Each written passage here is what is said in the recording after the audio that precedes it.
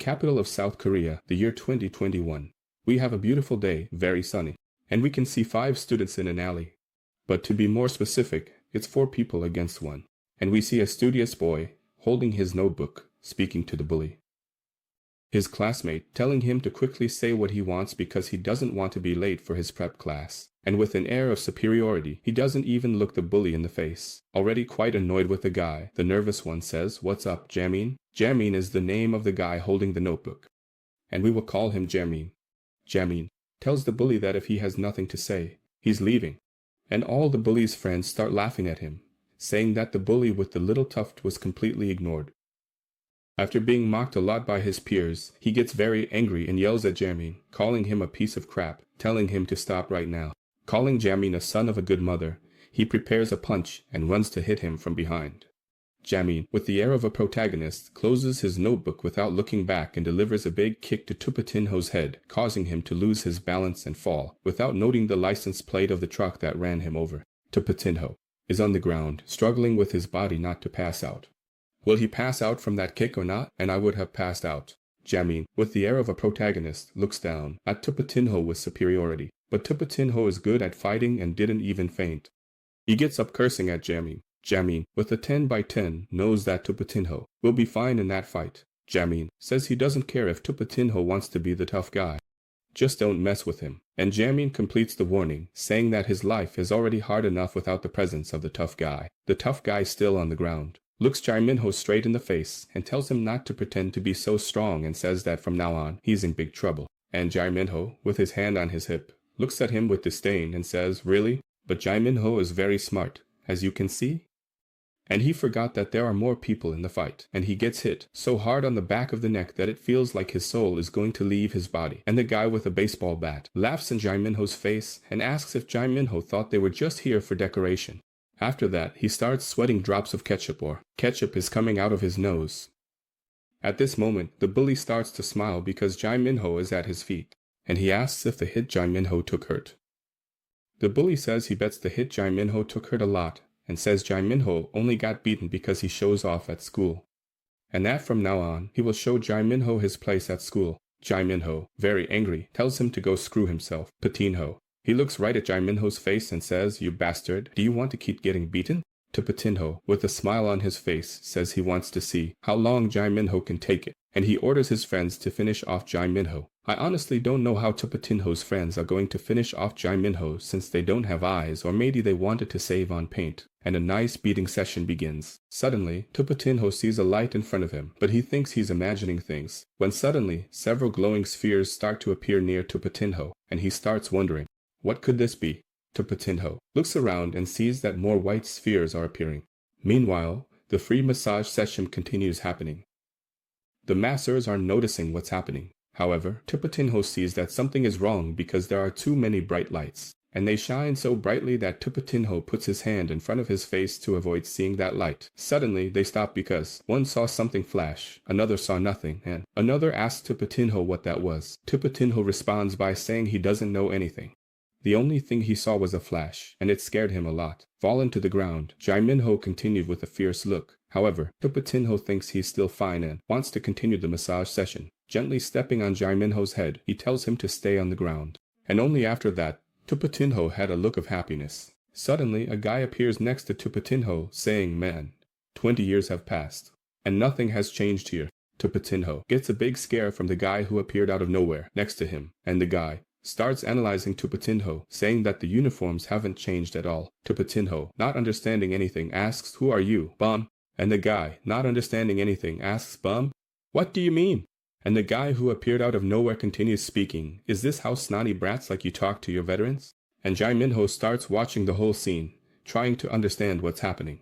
The guy who appeared out of nowhere is already less angry, and says they just had a peak moment. So, he's going to forgive what they just said. But then the little brat speaks to the guy who appeared out of nowhere. "And who cares that you're a veteran?" The little brat, trying to intimidate the guy who appeared, tells him to mind his own business and keep walking, and wonders why a bum is getting involved in that matter. And the little brat asks the guy who appeared out of nowhere if he's falling for the freshman's tricks. The little brat tells the guy who appeared out of nowhere to get lost, or else he'll show him his place. Suddenly, the guy who appeared out of nowhere asks if all the kids these days are like him, without manners, and he adds more, saying that they shouldn't be talking like that to their veteran. On close, he calls it nonsense and tells him to scram, throws a punch at the chest of the guy who appeared out of nowhere. However, the punch did nothing and his hand stayed stuck on his chest. And this makes the guy who appeared out of nowhere very angry, and he grabs Tupatinho's arm and says if he keeps being a jerk, he's going to break his arm. Tupatinho breaks free from the protagonist's hands and asks if he's lost his mind. The guy who appeared is protagonist, and Jae-minho, the punching bag, is not the protagonist. Tupatinho brutally charges at the protagonist, threatening to bruise him, and throws a very well-placed punch at the protagonist's face. But the protagonist is very strong and very good at fighting, and he dodges without any difficulty. Tupatinho is left confused about how he missed like that, and the protagonist tells Tupatinho that he should have stopped while he was going easy on him. And he tells Tupatinho that he should treat his senior like a little finger, looks at him, and must be thinking, this guy has something wrong in his head, so... The protagonist looks at Tupatinho and says he thinks he's the type who only learns through getting beaten up. Then, the protagonist makes a gesture with his hands and starts speaking a language that the others don't understand. Do you have it? I looked after the Sobas. Transform this cadet form into a fool.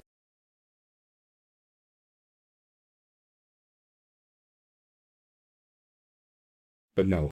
And everyone is watching the crazy protagonist, raising his hands and making strange gestures with his fingers. And the protagonist is using his fingers, snapping them to one side, to the other, and nothing happens. And everyone is wondering what this crazy guy is doing. The protagonist, who hasn't said his name yet, looks at his hand and says that the spell isn't working, and between a little laugh, he exclaims, "Oh, really?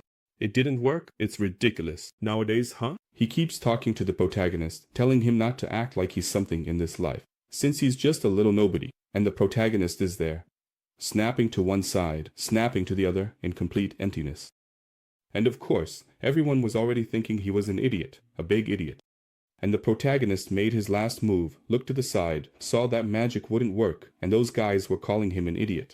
So, the protagonist says he has no choice, since there's no magic, he'll go with melee, and prepares a supreme flick.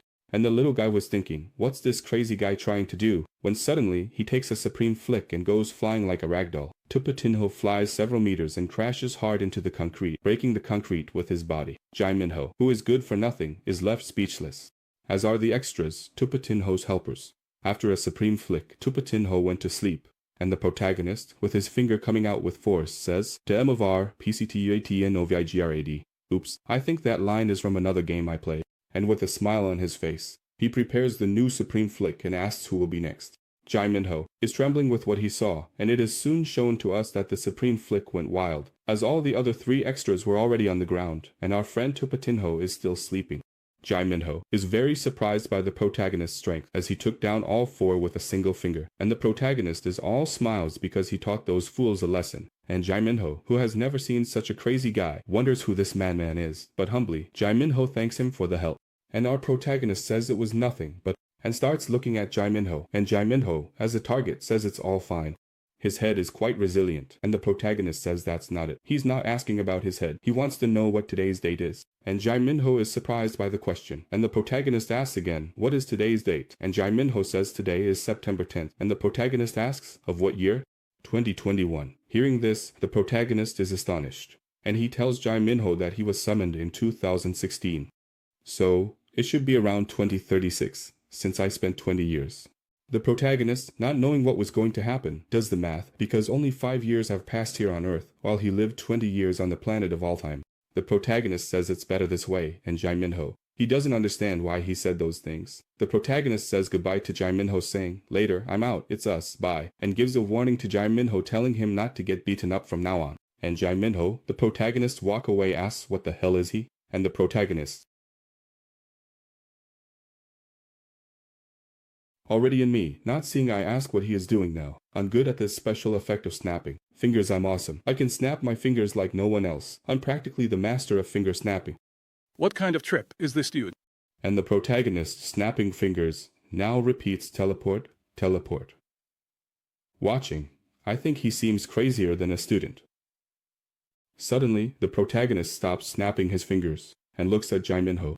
Jae Minho gets goosebumps. Jae Minho wonders why the protagonist is coming back. That guy is really strange, he's approaching me. Getting close to Jae Minho, the protagonist asks what his name is, and he introduces himself. I am Jae Minho, but you all here in the story are calling me Jae Minho. So, you can keep calling me Jae Minho. But I'm not your Jae Minho from Chavez, okay? Then, the protagonist speaks. Hey Jae Minho, since I saved you, could you lend me some money? And Jae Minho can't believe what he just heard. And that's it. Strangely, he says it seems like he returned too early, and can't materialize any magic in that place.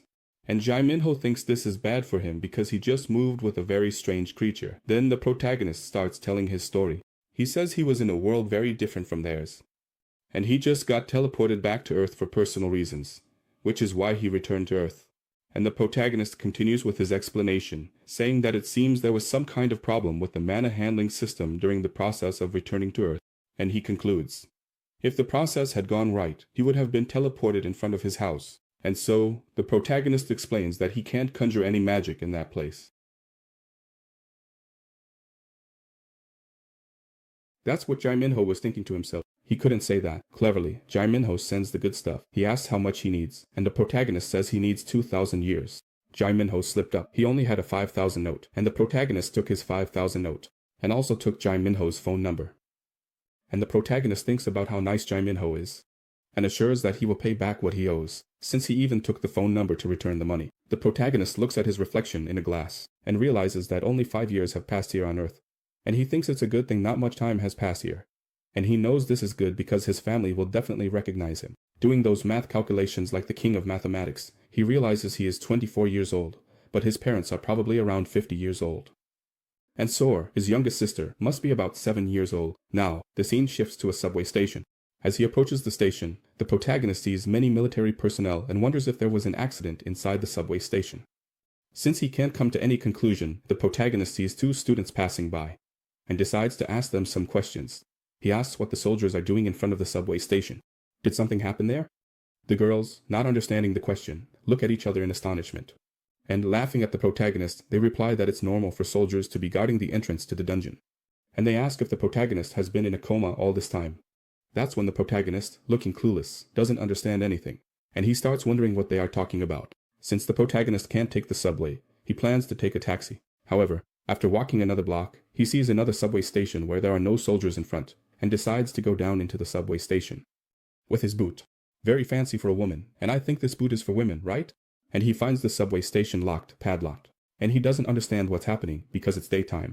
The subway station should already be open, and this makes the protagonist even more suspicious, as he thinks there was some kind of accident inside the subway station. However, by coincidence of the script or the power of protagonism, the key to the subway entrance is right there beside him. And of course, the protagonist wasn't going to let that pass by, right? Since the key just spawned out of nowhere next to him, or someone ran to the bathroom and left the key there. Stylish feminine boots. And we go inside the subway station. The protagonist notices that the subway is completely empty. There's no one working in the subway, and he says it looks like they've closed the entire subway station. The protagonist thinks he shouldn't have entered and tries to leave the subway station, and receives an alert that he has entered a dungeon at the station's exit. I don't know how to pronounce that name there, no. Suddenly, the protagonist widens his eyes because a system panel appears in front of him out of nowhere. Still curious, the protagonist keeps wondering what that could be, and he remembers the girls, when they said it's normal for soldiers to be at the entrance of the dungeon to protect it. That's when he realizes he entered a dungeon. And the protagonist receives another system announcement, saying that this dungeon has already been completed, so basic monsters will be summoned. And he wonders, monsters in the subway? What happened to Earth in the last 5 years, huh? So, the protagonist tries to go back. However, the dungeon is already blocked. There are only 2 ways to leave the dungeon, with the special dungeon exit stone and with the return stone, which is at the end of it. After touching the gate, the protagonist receives a system message saying that he doesn't have any return stone. So, the protagonist realizes he made a big mistake and knows that if he wants to get out of there, he'll have to clear the entire dungeon to find the return stone. So, since there's no other way, the protagonist looks into the dungeon and says, let's go, right? The protagonist looks into the darkness and thinks it's just his imagination, but it seems like the monsters are going to appear out of nowhere, and claws start coming towards the protagonist, and he quickly realizes that something is coming his way. Suddenly, a wolf dog, a very fierce creature, appears chasing after the protagonist, and he, purely by instinct, dodges, and that big-eared wolf keeps growling at the protagonist. The protagonist tries to use a binding spell. However, it fails, And the big-eared dog, taking advantage of this, makes a fierce leap at the protagonist. The protagonist seems like he hasn't learned. Even without magic, he tries to cast another spell and dodges again. When the protagonist stops in front of the big-eared dog, he decides to take a good look at the creature and is startled now that he's looking directly at the monster. And he recognizes the big-eared dog as a Draybit. The Draybit, full of fury, jumps at the protagonist for the third time. Meanwhile, the protagonist is thinking, why is a creature that should be an Alfie here on Earth? Suddenly, the protagonist looks to the side and, miraculously, there's a crowbar. Brand new, just waiting for the protagonist to dodge the Drubbit's attack. Once again, the protagonist grabs his crowbar. Now, things have really gotten crazy. The protagonist has a crowbar against a big-eared dog. The protagonist is only thinking about one thing, killing that damn big-eared dog, and the dog, thirsting for blood, leaps at the protagonist. But this time, the protagonist is armed and, with his crowbar, pierces the skull of the Drubbit fatality. Scorpion wins flawless, victor. And with a very satisfied face splattered with blood, the protagonist says he can't materialize magic, but a drat is nothing to him. But it doesn't end there. From the shadows, new legs emerge and the protagonist quickly turns to face whoever is coming and prepares for combat. But this time, it's not one drat, but 4. However, for the protagonist, this is just fun, because the drats are nothing compared to him. The protagonist knows, if it's just drats, he can handle them with ease. Now, if ours isn't strong enough to appear, then things might change a bit. After killing the last of the 4 drats, the protagonist leveled up, and he is very surprised by the news. However, this was already expected, since he regressed from level 99 to level 1. And now we are shown the protagonist's status window. And the protagonist realizes that he returned to level 1. However, his strength, dexterity, vitality, intelligence, everything remains as it was before. His basic attributes were not reset. And the protagonist has accumulated 99 contribution points, which he hasn't used yet. In other words, it's like those games where you reincarnate and become stronger to level up again. And certainly the protagonist will become much more overpowered than he was before. And now, as a beginner, the protagonist knows he has a long climb ahead. And another thing, the protagonist realizes that his Necromancer skill was transferred. So, he brought his Necromancer skill to this new world. It's an evolution. He reached level 0, killed 5 little dogs, and is already at level 1. So, he's going to take the opportunity to level up, since these things from the planet Alphen are wandering around his. Hey protagonist. He was looking at his status window, trying to figure out what this transferred means in front of his Necromancer class. But I've already told you what it is. He brought his Necromancer class from the planet Alpha, but something even more overpowered happened. In exchange for going from level 99 to level 1, status and skill points were created. The protagonist received a complete hack kit. He received transferred skills, a summoning combination box, and to top it off, he received achievement stores.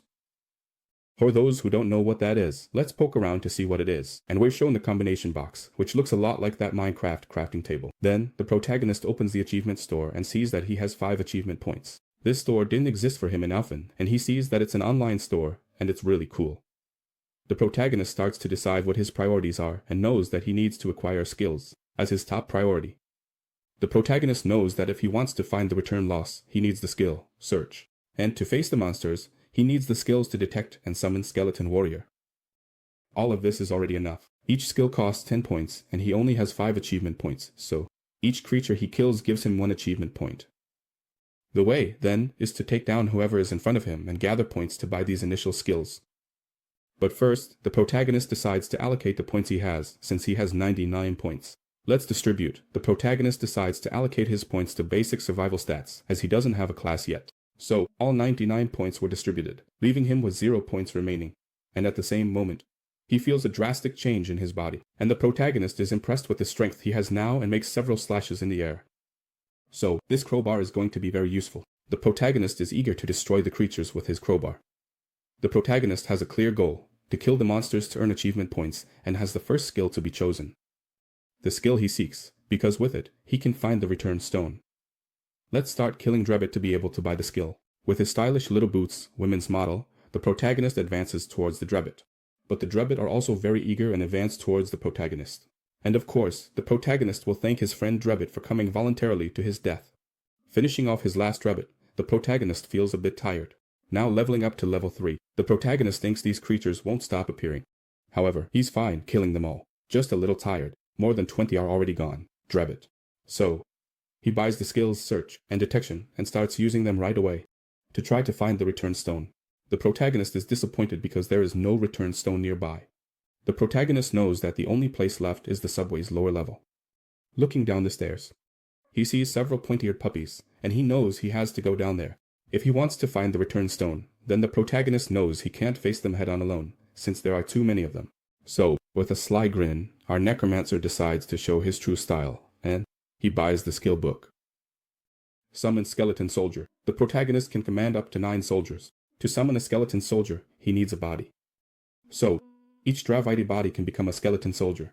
And now, the artist forgot that he had allocated 10 meta points and 9 control points, and decides to put 5 in each. After doing that, the protagonist looks at the bodies of the dead dreads and uses the famous phrase of every summoner, rise. Nothing like a necromancer without a necromancer. So, the protagonist starts to smile, because he knows that now it won't be just him, it will be him plus 5. So, let's go for the first hunt after a long time. The protagonist orders the skeletons to advance, and he follows behind, using his skeletons as a shield. And the drubbits fall right into the protagonist's trap and jump on the first skeleton to tear it apart. However, the skeletons are level 1, and they have difficulty facing the drabbits. The protagonist observes how the drabbits easily tear apart his skeletons. However, he only needs his skeletons to serve as a shield for him, because he will handle the rest. The protagonist has faced these drabbits several times and knows that his first attack is the most lethal. Then, after the drabbits' first attack, the protagonist uses the opening to easily kill 2 at once. And so, he uses these 2 bodies to summon 2 more new skeletons. Thus, he has 6 skeletons, with 1 missing an arm. There, the one missing an arm is at the back. Since the little dogs don't think, they charge at the skeletons. After that, the protagonist uses that well-known tactic. He uses his skeletons to block the first attack of the drubbit, then goes in and kills them all. And then, he summons more skeletons again. There's no way he can lose, since this is very overpowered. He already has 9 skeletons. Now that he has killed all the drubbit, he uses his ability to search for the return pair and finds it very close to him. The scene shifts to the exit of this dungeon, and we see a guy coming back from the bathroom. This is the guard who forgot the key for the protagonist to take. Nothing like a half-hour bathroom break. The clueless extra notices that the dungeon door's lock is open, and he becomes desperate, wondering what happened. He concludes that a civilian entered the dungeon, and the clueless guy knows he's in trouble because he neglected his duty. He left his post in front of the dungeon door. The clueless guy starts calling his superiors to ask for help, when suddenly, the dungeon's return portal begins to open, and the clueless guy is startled by the protagonist emerging from the portal. Not knowing what's happening, the protagonist starts walking towards the clueless guy, and the clueless guy asks if he is an awakened one. The protagonist says he doesn't know what an awakened one is, tells the clueless guy his name, opens the gate, and leaves. The scene shifts to an alley at the exit of another dungeon, and we see a person with a bag full of bloodstones. And he says that today's haul was very good because he entered a dungeon clandestinely. This adventurer knows he should register before entering a dungeon, as the guilds, which own the dungeons, charge very high fees. Therefore, he considers himself very clever because he enters any dungeon he wants, goes in without registering, and then sells the bloodstones on the black market. And these bloodstones, blood, they're worth 4 times their value on the black market. And this adventurer, who didn't mention his name, says that only an idiot sells the stones on the regular market. Suddenly, he hears a voice calling him a piece of shit rat. The person asks when he stole doing this thing. It's a woman speaking to him, but she's kind of in the dark and he can't see her. He asks who she is, and a beautiful woman appears, asking, "Do you want to know who?" She's a very beautiful redhead, who says she's the Reaper who came to take him to death. Wow, what a well-drawn character, huh? Hey, Jerzinho, take your eyes off, Jerzinho. This woman is the captain of the team. Bird, Escarli, Lee, Ione. I'll call her Ivone, to make it easier. I hope I remember that name, Ivone. Ivone, beautiful and delightful, asks the adventurer how he dares to steal stones from her guild. And she asks if he's sure he doesn't want to die. This adventurer recognizes Ivone and says he knows she's from the Varong Guild. Interesting, in the previous work, there was also Varong, now. There's a Varong Guild. Joazinho knows Ivone and knows she's a shrew who loves to kill. And Ivone tells the thief, since he knows her, it's better to come without resisting. And come quietly, no fuss. But a thief always likes to run, right? So, he prepares a spell to cast on Ivone. And after casting his spell in her direction, he says he's not foolish enough to go without a fight. And he hurls several ice stakes in her direction. Ivone doesn't even lose her composure and manages to dodge them with ease. The guy, who is very angry, is already running at the corner. But Ivone is a monster of a woman. And she has super speed. And she said to the little thief, since you want to die, then die, and she moves to Montenegro on the guy, cutting Jaminho, and Ivone speaks to the dying man. You should have come when I told you to come here on time. So, let's grab the loot, the cell phone from the tongue. Ivone calls, and the coward wants to know if the guild authorized someone to enter there without registering, and the coward asks for personal confirmation. Meanwhile, our protagonist is at the bus stop, wondering what the bus number he needs to take to go home is. Ivone is also thinking about him, wondering who would be the rat that had the courage to invade her guild's dungeon. The scene changes and we see the protagonist arriving by bus, where his home would be. Still wearing his fancy women's boots, he walks blurry-eyed to his house. On this path, he thinks it might be a dungeon, or rather, a monster. This is not the world he knew 5 years ago. What the hell happened to the world in the last 5 years that I wasn't here?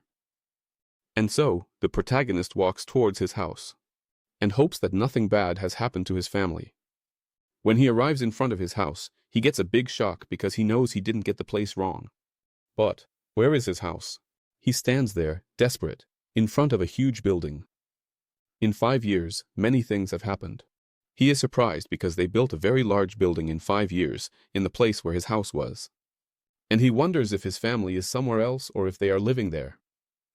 On that facade is written the name of a company, so it's definitely an office building. The afternoon was already fading, and he was too tired to find his family that day.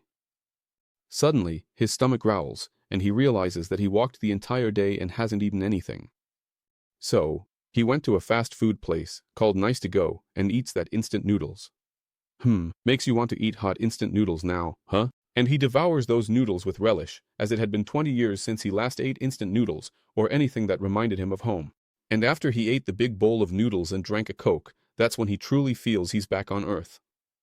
The protagonist realizes he's almost out of money, and he says he doesn't want to go to a sauna and doesn't have enough money for an internet cafe. Then he looks at the change from the meal and sees that he'll have to camp out in the subway. But suddenly, he remembers that he can't even camp in the subway because all the subway stations have turned into dungeons. Suddenly, the power of protagonism acts again. Meanwhile, the protagonist is lamenting, saying he doesn't even have money to buy dinner and only has enough for a cup of instant noodles. The scene shifts to Jaminho. He's thinking about the protagonist, asking him for money and thinks that there was something wrong with that guy. And so, Jaminho enters a diner, which, by coincidence, or the power of protagonism, is the same one where the protagonist is. Jaminho, upon realizing that the crazy guy is there, is shocked, and the protagonist realizes it's his lucky day because his walking bank has just arrived. Jaminho, all shaky, thinks he must have done something wrong to run into that guy twice on the same day. So, Jaminho turns his back to leave. The protagonist quickly gets up and grabs Jaminho by the back, saying that Jaminho arrived at the perfect moment because he was about to call him, knowing that his friend Jaminho would never let him down. And Jaminho, who is not at all close to him, asks what he wants from him. The protagonist asks, "Are your parents home?" And Jaminho asks why he wants to know that. The protagonist says he needs to tell his parents that he was being beaten up by 4 people. Then, suddenly, Jaminho says that his parents died. The protagonist, looking at that, says, "Oh, that's good." He doesn't even finish saying that's good, and looks to the side, holding his head with a pitying expression and says, "What a shame," the protagonist. Looking at Jaminho, he asks if he lives alone. The protagonist doesn't even want to know the answer and says, "Let's go," leaving Jaminho confused. He asks, "To where?" The protagonist, with a very straightforward attitude, says it's to his house, of course. The protagonist says he won't stay for free at his house and gives the last 3 coins to Jaminho. Jaminho looked at that incredulously, not believing it, and said to the protagonist, "Wait a minute, isn't that the money you took?" Jaminho hadn't even finished speaking. When a fist passes by him at high speed, he is shocked, frozen, standing still. Of course, it was the protagonist, and he said he saw a fly, showing the fly he caught next to Jaminho's head. Jaminho, pressured by the protagonist, sees no other way out, and takes the protagonist to his house. The scene shifts to the next day, to the school where the protagonist studied, and we see the protagonist talking with his former teacher. The teacher, looking at the protagonist, is very surprised that he is alive, as everyone thought he had died. The protagonist, with a smile on his lips, says, "How long has it been, Professor?" The teacher gets straight to the point and asks where and how he survived all this time. And he speaks again with the protagonist, saying that when he disappeared, everyone thought he had died. And the protagonist says that, technically, he died and came back to life.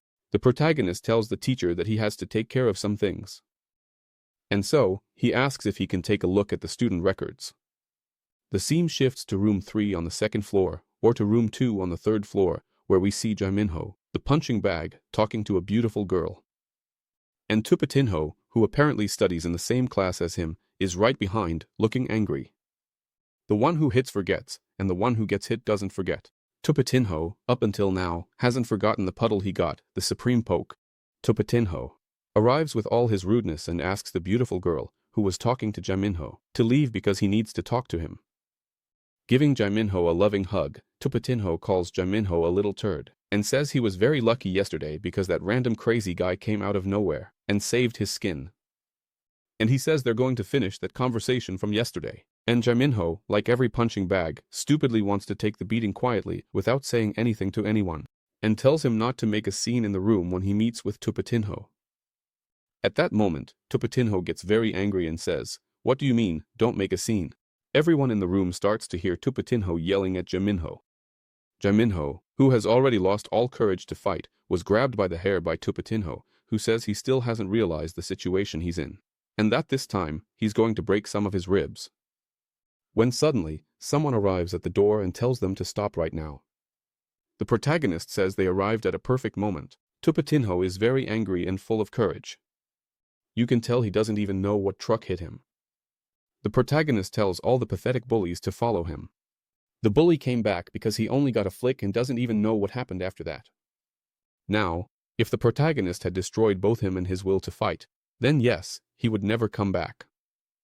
But that's what the protagonist is going to teach in this story, and you'll see that he's going to annihilate many wills to fight. The scene shifts to the school rooftop, and there are several extras just watching. Although there are 2 extras there who can't look because they have no eyes. They are wondering why one guy alone picked a fight with Tupatinho's gang. And Jaeminho wonders what that person is doing here at the school. Meanwhile, we see the hilarious scene of the protagonist dodging Tupatinho's punches. And Tupatinho, who still hasn't come to his senses, keeps telling the protagonist's rat to stop dodging his punches. And the protagonist thinks that, whether on Alpha or on Earth, people like Tupatinho will always exist everywhere. People who become arrogant because of their influence or power. And Tupatinho is there, giving it his all to try to hit the protagonist. And he's not even sweating. The protagonist knows that Tupatinho acts like he's all that in a fight, without knowing his own place. And this makes the protagonist remember a guy named Cassius. Cassius, from the Elfie Union. He was this masked, blonde, elf guy, who never cuts his nails. What an ugly nail is that, huh? Look at his nail. Look at the nail. I'm going to zoom in. Why he's not showing the other hand, right? Because he broke a nail, cut the other nails on that hand, so he's not showing the other hand. Cassius was the necromancer of the massacre. He was an immoral soul reaper. But Cassius did something wrong. He coveted the Prota's territory and did everything to unite against the Prota. Returning from the déjà vu, we see Tupatinho, all sweaty, and he couldn't land a single punch on the Prota, and the Prota is just the way I like a Prota to be.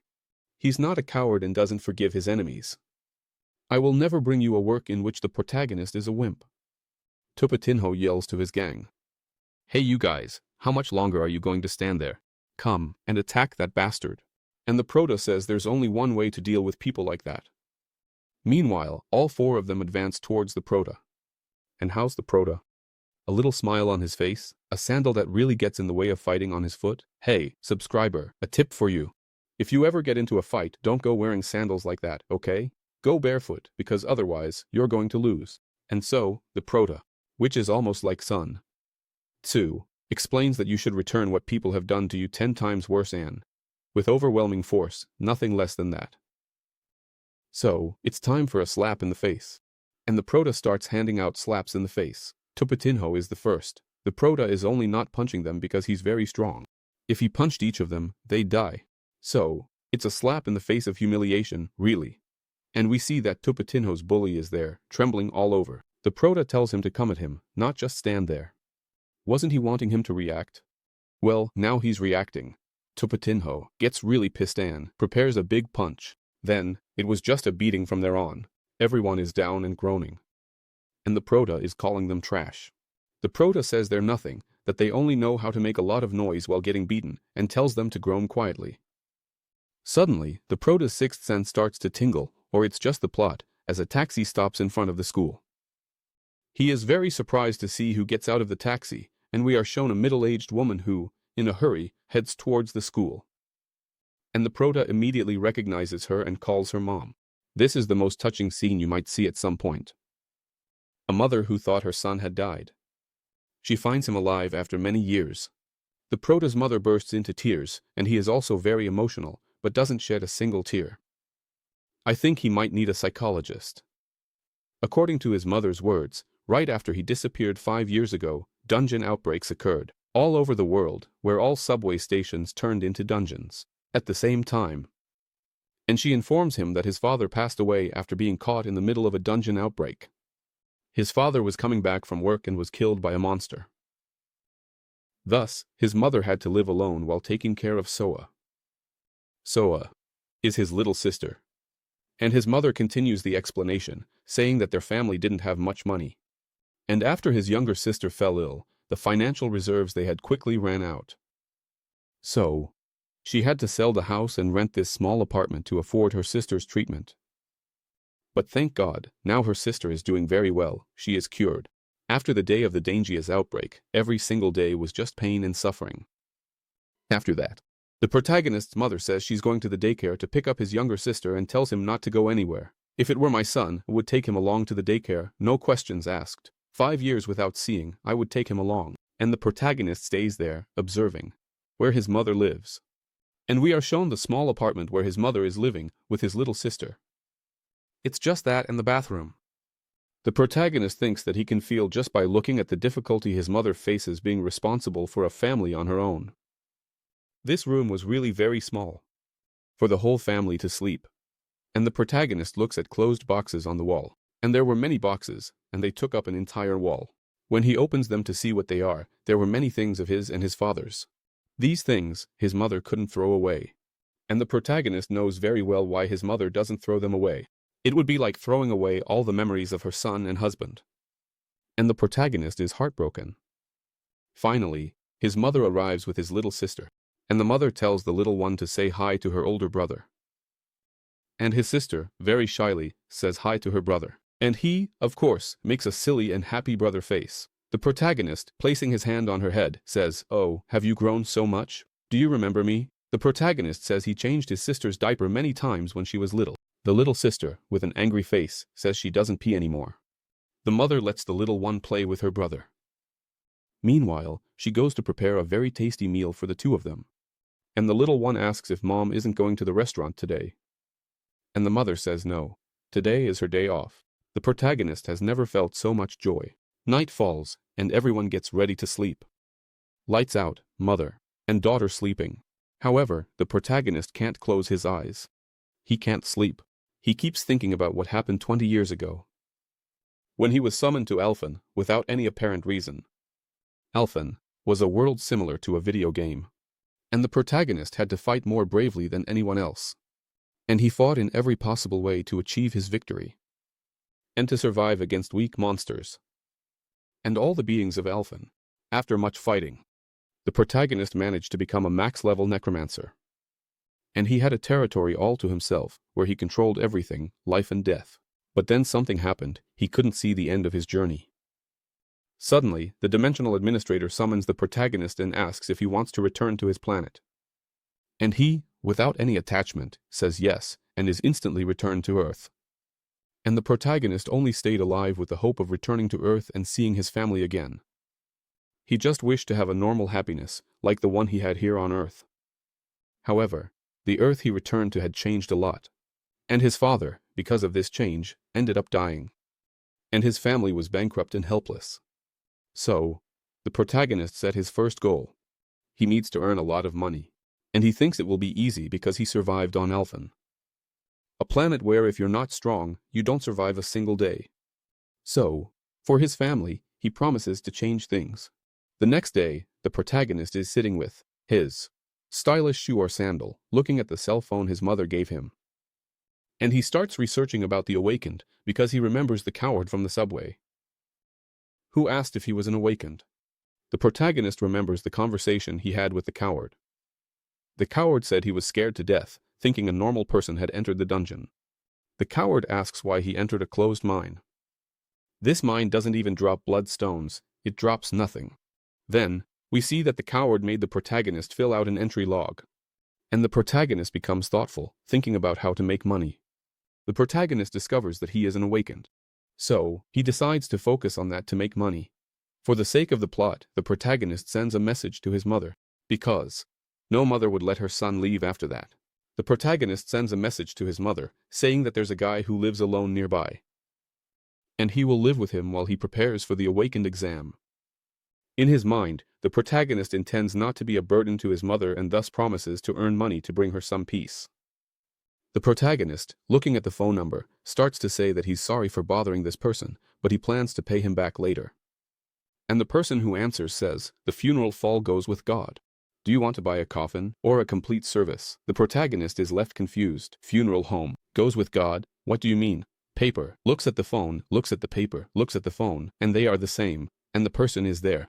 Hello, funeral home, goes with God, speak up, what do you want to say? The protagonist innocently says, "I want to talk to Jaminho." And the guy was already out of patience, said, "Jaminho, there's no Jaminho here. If you're not going to buy our service, hang up the phone." Of course, Jaminho didn't give him the right number. He's going to give the right number to a protagonist he doesn't even know. And this protagonist, his name, right? I'm tired of saying hero. The hero starts calling Jaminho a bastard because he gave him the wrong number. Night falls and we see a very beautiful apartment. It's Jaminho's house and he's arriving at his apartment. Jaminho keeps thinking that he couldn't thank the protagonist for saving him twice. And after that, Tupatinho and his gang never came near him again. Jaminho keeps thinking that the protagonist seemed like a psychopath, but he's definitely not a bad guy. And Jaminho bets that he must have managed to talk to his mother. Electronic lock. Jaminho enters his number and goes in. Jaminho enters all carefree when, suddenly, the protagonist is inside his house, and the protagonist says, "Hey Jaminho, how are you doing?" Jaminho is very surprised and doesn't understand what's happening, and he asks furiously, "How did you get into my house?" He said, "With the password, of course. I saw you entering the password," and Jaminho says that's trespassing. The protagonist says it's not trespassing because he tried to call him before, but it went to the wrong number he gave. Jaminho starts trembling, trying to say something. And the protagonist interrupts him and says he wants to ask him something. Grabbing another Ruffles chip, the protagonist says he's an awakened one. And Jaminho is very surprised and shouts, "You're an awakened one." And right after, Jaminho starts thinking that it's not a surprise, since the protagonist was very strong. And Jaminho wonders why he didn't think of that before. The protagonist keeps eating all of Jaminho's food and says, "Awakened ones make a lot of money, right?" Jaminho replies that yes, but it depends a lot on the dungeons. Then, the protagonist asks Jaminho to explain what he knows about the dungeons and about the awakened ones, and Jaminho says that he has to register as an awakened one at the association. And, after registering, he has to join a guild and only then can he go after the dungeons. Jaminho informs that there's also the option to be employed by the association or the Department of Administration. And the protagonist asks if he wouldn't make more money if he went into the dungeons to clear them by himself. And Jaminho says that's true. But that's very dangerous. So, the best option is to join a guild, and then enter the dungeon. The protagonist asks if he needs to take a test to join a guild. And before Jaminho can answer, he says he doesn't have time for that. He needs to make money quickly because his family needs money. And he says, "Man, if you don't want to join a guild, at least you have to join a team before entering a dungeon." And Jaminho explains that dungeons are very dangerous. Many people lose their lives in that place. Jaminho asks the protagonist to download an app on his phone, and the protagonist asks, "What's an app?" Jaminho doesn't even want to explain. He takes his phone and downloads the app for him. "Let me do it for you." Jaminho is very surprised and says that his phone is very old and very slow. Jaminho says he bets that this phone belongs to his mother or his sister, since this phone is very old. It seems like it was used by someone and, after it got so old, it was put in a corner. The protagonist says no, that this phone is a more recent release and that he bought this phone. And it was very expensive, by the way. And it was his mother who gave him the money. Jaminho says, release? Of course not. This phone was released more than 4 years ago. And Jaminho asks, did you happen to buy this phone as if it were new? And the protagonist is left speechless and just makes a very angry face. And remembers the wretched, smiling salesman who gave him that phone as if it were the latest release. The protagonist can only think of one thing. Getting back at that wretched salesman. Jaminho, after getting really frustrated, manages to install the app on the protagonist's phone. And opening the app, he shows the dungeon form and informs that with this app, he can see dungeon information, schedule, and also view their locations. And the protagonist says that now he will be able to find a dungeon and clear it by himself. And Jaminho informs for the second or third time, saying that he needs to classify himself as awakened first. And he informs once again that dungeons are very dangerous places. If he goes in there without any preparation, he could die. The protagonist breaks Jaminho's explanation sequence and asks, what is this? Is there an entrance fee for the dungeon? Jaminho says yes, that the minimum entrance fee for the dungeon is 36 Brazilian reals and it ranges from 36.00 Brazilian reals to 460 Brazilian reals. The protagonist looks at which dungeon is the cheapest, and he asks Jaminho, can you lend me some money? If Jaminho responds that I'm thinking, whoever has a bearded son is a cat, he would definitely die.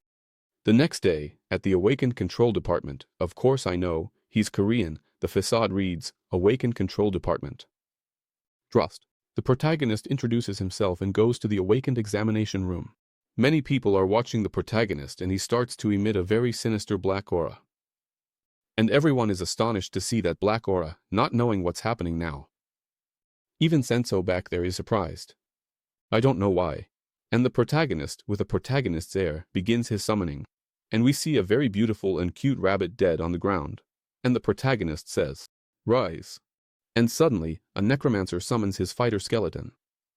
And the sinister skeleton starts to appear from the place where the rabbit's body is. All the spectators are left with their mouths open. I bet you're wondering why a skull comes out of a rabbit. Then, comes the explanation from the father here.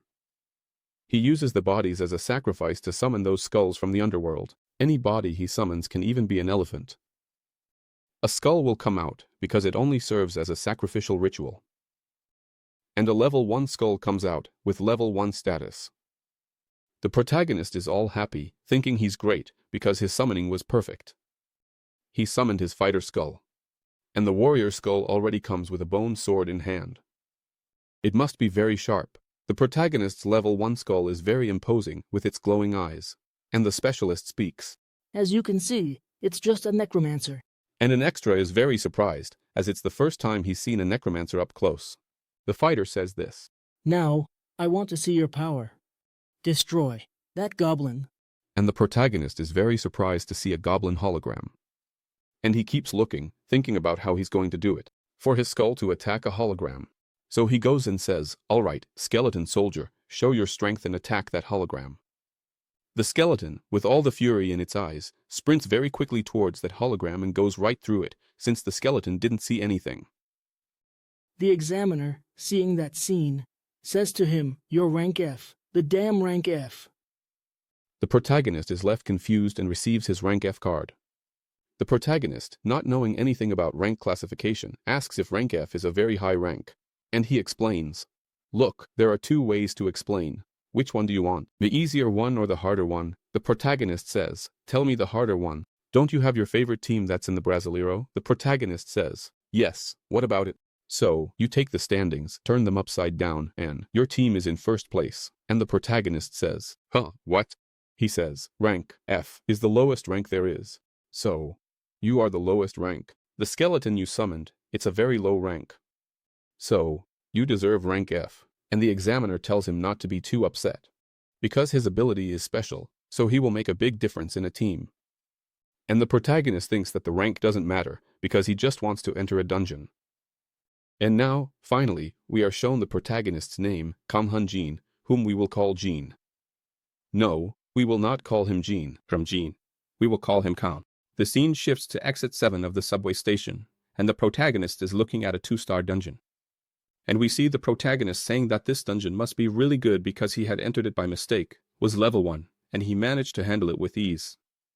Suddenly, an awakened person appears near the protagonist, asking if he is alone and making a proposal if he wants to join his group. He says there are 7 people in his group and that there's 1 spot left. And if he wants, that spot can be his. The protagonist says he's fine, and that he will go in alone. The group leader asks the protagonist why he would waste the entry fee money like that, as there is a time limit to stay inside the dungeon and also a limit to how many bloodstones you can mine alone. The leader of that group asks Kong if he is a new miner and asks what the protagonist's rank is. Kong replies that he is rank F. The group leader introduces himself as by Doko, and we will call him Doko. Doko tells the protagonist that he seems to have come there uninformed and without any planning, and suggests to the protagonist that he should join the group and use it as a learning experience, and tells the protagonist that he will ensure his safety. After that, we see a first group entering the dungeon. So, the protagonist group stays outside, waiting. And yes, the protagonist decided to enter with the group, because the entry fee for a 2-star mine alone is 27,000 reis. Therefore, since the protagonist doesn't have all the money, he will enter with the group. And we see the explanation that convinced the protagonist. Doche explains that when 8 people enter a dungeon, the cost is divided among 8 people. And if he enters alone, he will have to pay the full amount. So, since the protagonist knows little about a dungeon, he decides to enter with the group and learn as much as possible. A person in a hoodie, heavily armed, is wearing a hoodie to enter a dungeon, starts a conversation with the protagonist, and says that entering a dungeon is very stressful. And Kong, who is very serious, says that a man should not show nervousness, even if he is very nervous. And the guy in the hoodie starts to smile, and says that he is very confident. His name is shown, Kam Sunga Ranketh, a fireball creation skill user. Does he know? Little Toon? Because if he doesn't know, I'll teach him later, and we will call him Sunga. And we saw that Sunga was also invited to join the group. Sunga explains to the protagonist that he awakened 2 months ago. After that, he left school and started working officially as an awakened. Moments later, everyone is very surprised because the group that had entered earlier came out all messed up, and one of them was being helped by the others. And Sunga quickly concludes that some accident happened in that dungeon. The group members, with a lot of anger on their faces, were yelling at the dungeon doorman, saying that a goblin appeared and that it doesn't make any sense, there shouldn't be any goblin in that dungeon, and that they want their entrance fee back. Dorso watches the situation from a distance, and he knows that it's no use for them to shout because they won't get their money back. And he explains, as a good veteran, that sometimes a monster appears that isn't in the public information of the dungeon. And he explains that a goblin is a 2-star monster, but if you use some tricks, it's not impossible to defeat it. After that, without much delay, the group of adventurers prepares to enter the dungeon, and we are shown the interior of the dungeon. It's an abandoned subway station, with no one around. But at that moment, 3 angry goblins appear. I wanted to see that guy, the Goblin Slayer, in this dungeon. Our friend Sunga takes the lead and casts a fireball. Apparently, he doesn't know the little song. The fireball lands near the creatures and starts burning them. Doko begins to combo with his magic and uses Ignite. And Doko loves to ignite the eyes of the creatures. And he ignites the eyes of the goblins. A warrior charges forward and the archer shoots. I don't know if that's an archer or a female archer. Comment if it's an archer or a female archer. He does his part and shoots arrows at the goblins. Are you noticing the same as I am? Isn't it a bit much to kill 3 goblins? It's fire, explosion, arrows, while there's a warrior who, with all the ease in the world, slices the little goblins in half. And the protagonist's skeleton also appears, stabbing the little goblin in the chest with a sword. One of the extras says that Sunga's fireballs are very powerful, and also says that the protagonist's skeletons are faster than he imagined. And that, for sure, his skeleton is stronger than a rank F. And the protagonist smiles, thinking it's obvious that this skeleton is stronger because he used a lot of skill points to level up the skeleton.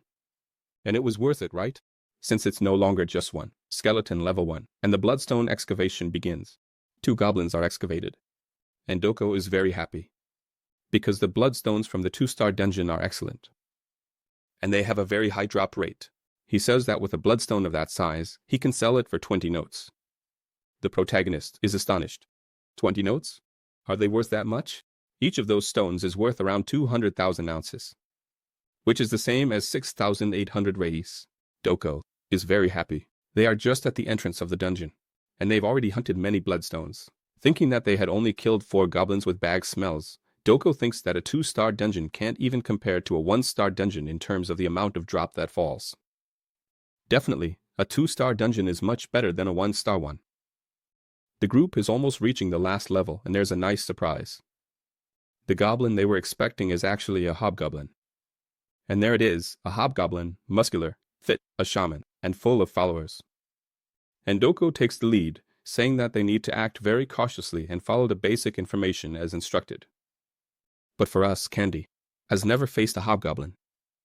He only read about it.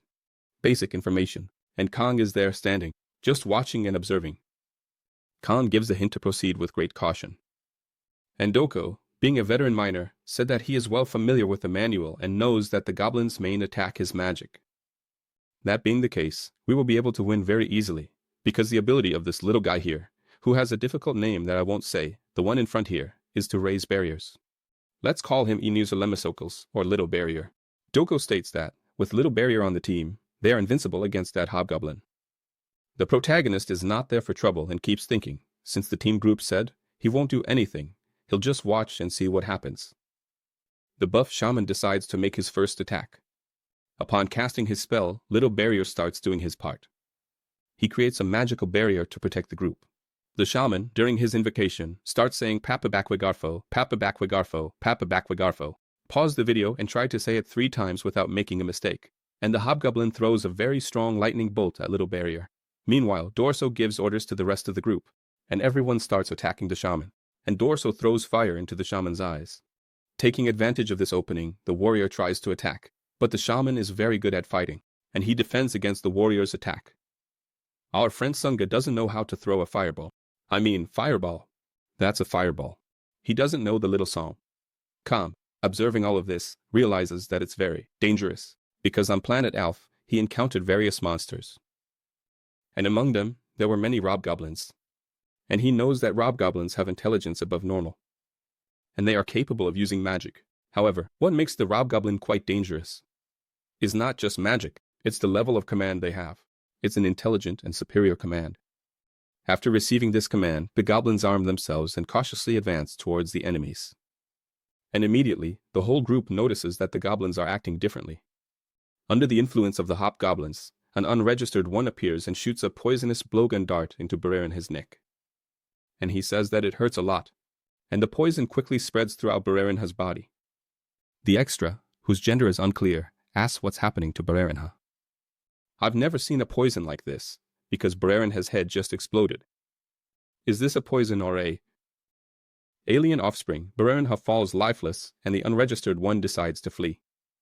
And the protagonist starts to speak. That's why I said it's dangerous. What makes a hobgoblin very dangerous is not its physical ability or its magic, but its ability to command, its great intellect. A group of goblins that has a commander cannot be considered a normal 1-star monster. The hobgoblin orders its goblins to attack the group. Doche widens his eyes and, being a veteran full of courage, orders everyone to run. Let's get out of here, and each brave warrior flees in the most shameful way possible, except for our friend Sunga. He prepares another of his fireballs and throws it with great force in the direction of the goblins. The goblins, having a leader commanding them, didn't suffer any damage. Daso says it's no use fighting them and that they have to flee. One of the brave ones, who is already retreating, asks about Barrerinha, and Daso says that he's already dead and there's nothing more to be done for him. Let's run away. It's like a game of tag. Whoever is the last to run away is the ugliest, but the goblin says thank you. He doesn't stay still and starts to smile, concentrating his demonic mana. He says Papi Bakwagaro for the jumper, Papi Bakwagaro for the jumper, Papi Bakwagaro for the jumper. And he releases a lightning spell that bounces among the brave awakened ones who are fleeing, hitting squarely the one who dared to release a fireball. When Dorso saw that scene, he shouted even louder for everyone to run away, or else everyone will die, and they all fled, leaving their friend Sunga to be sacrificed. Sunga is there, lying face down, and the Robgoblin and Goblin Violator have just arrived. However, Kong hadn't run and was nearby, lurking, waiting for an opportunity. So, since they are just goblins, he comes out of his hiding place, takes out his crowbar, and says it's been a long time since he last hunted goblins, that he will really enjoy this, and he summons 4 skeletons to help. Robgoblin and goblins order their henchmen to kill the protagonist. And the protagonist knows how difficult it is to deal with a group of goblins that has a leader. So there's only one thing to do: kill the leader. The protagonist sprints towards the hobgoblin, and all the little-headed minions step in front, trying to stop him. But the protagonist also has his minions that he summoned. So, while the skeleton soldier takes care of the little goblins, the protagonist will deal directly with the hobgoblin. The protagonist jumps over the hobgoblin. The hobgoblin starts to speak and cast his lightning magic. However, the protagonist is much faster and is already very close to the hobgoblin, and he pierces the hobgoblin's head with the crowbar, killing him instantly. The protagonist, who is very tough, smiling, asked the hobgoblin's soul if he really thought waiting for his lightning ability to reset was a good idea. Learn how to raid. Always catch a creature on cooldown. If it's on cooldown, it's defenseless. Just kill it like he did with the hobgoblins, and the protagonist instantly rises to level 6. And he feels his attributes increasing exponentially. And he smiles, because he much prefers playing solo rather than in a group. And this way, his experience points rise very quickly, without stopping. Sunga, almost out of life, asks the protagonist for help. The protagonist observes this and heads towards Sunga. The protagonist is amazed because he's still alive after that lightning strike. And Sunga is asking the protagonist for help not to let him die. And the protagonist, looking at that situation, realizes he can gain some advantage and asks Sunga what he can do if he saves his life. Sunga says he won't tell anyone, and the protagonist replied, "Tell what, you wretch? That you are a Hank of the Awakened." Calm gets very upset and says he doesn't care about that. And the dying man asks, "So what does the protagonist want?" Khan stops and thinks for a moment, and says, "We're even with this," and shows his fingers to him. Looking at his hands, Sunga interprets that as the symbol of peace and asks, "Is it the symbol of peace?" The scene shifts to someone digging up the body of a goblin, and we see a bloodstone being extracted from yet another body. And it was Sunga, fully recovered, with a bag full of bloodstones, saying that his work is finally done. Kam is at a distance, asking if he has finished the work, and Sunga says yes, he has already collected all the bloodstones from the bodies. Sunga becomes pensive, wondering how such a strong person is rank F, and he deduces that the protagonist is at least rank D, as his combat skills are sufficient to hunt level 2 monsters on his own. And he keeps thinking that, in addition, Khan has the ability to summon skeletons and the ability to search for bloodstones. And most incredibly, he has a healing ability that completely restored me. Khan used an ability that absorbed something from the bodies and healed him instantly. And so, Sunga concludes that, given the variety of abilities, the protagonist could certainly even be a rank C. And Sunga is incredulous because it's only been 3 hours since the protagonist registered as an awakened one. Sunga hands the bag to the protagonist, and Kong asks if he knows how much all these bloodstones are worth. Sunga said approximately 8 million. 1. Of course, I've already done the math. 273,000 reis. It was a good deal. The protagonist invested 100,000 won and earned 8 million. Kong looks at Sunga and says, "All of this is mine. Got it?" And Sunga immediately agrees, and says, "Yes, of course, it's all his." Sunga finds it unbelievable how the protagonist is obsessed with money. And then we're shown the scene where the protagonist gives him the peace sign. And I left it for you to read the response the protagonist gave him. Kam says that Sunga owes him 2 million, 1 for saving his life. Then, they quickly find the return stone. The two soon prepare to leave the dungeon. And the protagonist's defensive system warns that a slight bloodlust has been detected. Then, Kong tells them to be more alert, as it seems there's an ambush underway. Sunga tells Kong that we've already gotten rid of all the monsters. So, it's not possible to have bloodlust here if it weren't for the protagonist. This Sunga would have died 5 more times. Kong, with his spider sense, tells the rats to stop hiding and show themselves. And, at the same moment, Dorso and the group present themselves and walk timidly towards the protagonist. Dorso, who is very deceitful, asks what happened if the two of them killed all the monsters. And the protagonist already warns Sunga not to get close, because they are planning to attack them as soon as they get closer. And Sunga says, "What are we going to do?" And the protagonist just watches that group standing in front of him, and he says, "Wow, you finally came back after leaving and running away." And with his tail between his legs, Khan says they should have waited in front of the barrier. Why are they coming down here? And Dorso, who is a fair-weather friend, asks why Kong is acting this way with his teammates. And he states that they came back to clear the dungeon after a strategic retreat. And when he arrived, it seemed that all the monsters had already been killed. That's all that happened. Dorso asks Khan how he did it. And the protagonist laughs and tells him to stop spitting. Lies. Khan says he knows they came back to get the bloodstones. He says that they are there, and dumping all the stones on the ground, Khan speaks with a very bloodthirsty look. If you want them, just come and get them. And Dorso tells the protagonist that there's some misunderstanding, that he got it all wrong, that they aren't crazy enough to try to kill Mr. Khan, because he knows it was the protagonist who killed all the monsters they couldn't kill. And Dorso finishes his explanation, saying he felt really bad, and couldn't even take him a swimsuit with them. And Dorso says he had no other choice, because his life was also at stake, and that they only came there to get the bloodstones. And that, by pure luck, after they returned, the two had already cleared the dungeons. And so, Dorso thanks for the opportunity to recover the barrier's body. Khan, hearing Doche's words, became thoughtful. Because seeing Dorso, so smiling and speaking so kindly, he thinks he might be being a bit insensitive. And that maybe the ambush he felt was just from the monsters, really. The protagonist knows that Alfie changed him drastically. Because there, he had to be on high alert all the time. Because death could come from anywhere. Khan keeps thinking that he's no longer in Alf, but on Earth. Instantly, upon finishing this thought, he hears something in night.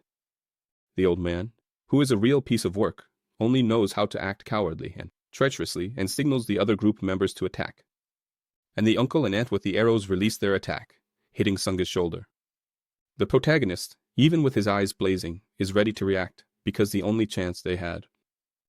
They wasted the arrow on the wrong guy. And the son of a sweet pool comes smiling to finish off the protagonist, saying that all the awakened are the same, and he looks happy as he finishes off the protagonist. The scene shifts to the exit of a dungeon, where we see Yvonne congratulating her comrades for the good work they did inside the dungeon. Suddenly, the redhead Linda's phone rings, and it's the scaredy cat, saying that he found the person who invaded his dungeon that day, and Yvonne asks for his name, and he says it's Khan. Rujin, the scaredy cat, says it was difficult to find out who he was because his name didn't appear anywhere, but today, he registered as an awakened.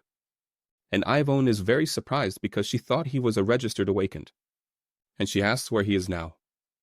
And we return to the scene where we see Kong being attacked by Doche. And Doche, with a semi-psychopathic look, stares at the protagonist, and the protagonist is smiling, saying, "This is tense, huh? What a pertinent attack you have there."